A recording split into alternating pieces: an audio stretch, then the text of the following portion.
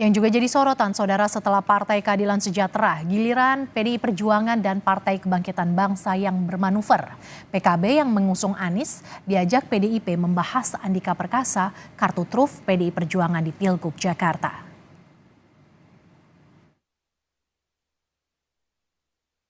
Ada nama baru di bursa pemilihan Gubernur Jawa Barat, namanya Andika Perkasa, mantan Panglima TNI yang kini jadi kader PDI Perjuangan. Andika diusung sebagai calon gubernur oleh PDIP.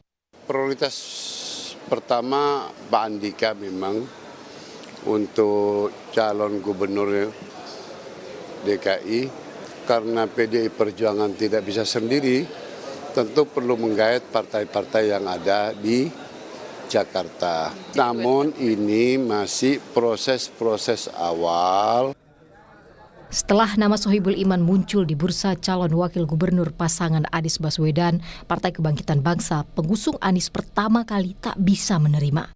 PKB kini berkomunikasi dengan PDI Perjuangan yang tak bisa mengusung sendiri calonnya. Yang jelas, Anies adalah calon gubernurnya. DKI kan mintanya Anies, ya tentu kita akan pertimbangkan lebih banyak, tapi kita masih akan cek soal wakil. Kan sampai hari ini kita lagi memantapkan siapa pasangan Anies. Jadi kan PKS kemarin sudah mengusulkan Mas Anies dengan Pak Sohibul. Nah ini melihatnya kalau PKB gimana, apa masih bisa berubah? Itu versi PKS kan, kami punya versi juga. Ya, PDI Perjuangan tak bisa mengusung sendiri calonnya, karena itu mengajak PKB. Muhaimin Iskandar, pasangan Anies di Pilpres 2024 yang juga Ketua Umum PKB, juga tak ingin pasangan Anies Sohibul usulan Partai Keadilan Sejahtera.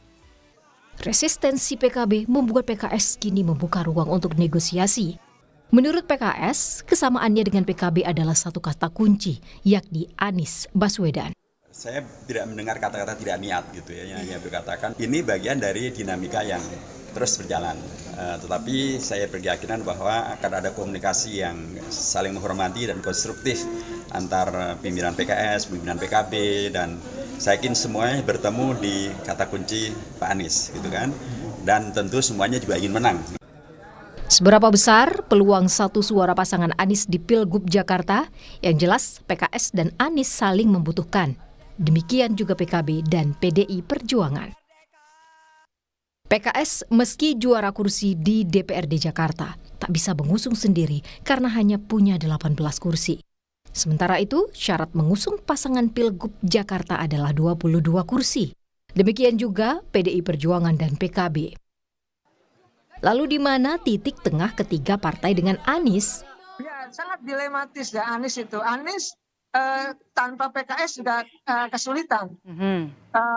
Tanpa dukungan PKS, karena satu kubu ya, satu kelompok, satu pemilih gitu. Tetapi tadi kalau pasangannya Sohibul Iman, Anies juga ini kesulitannya untuk mendapatkan tambahan partai yang lain. Dilemanya di situ.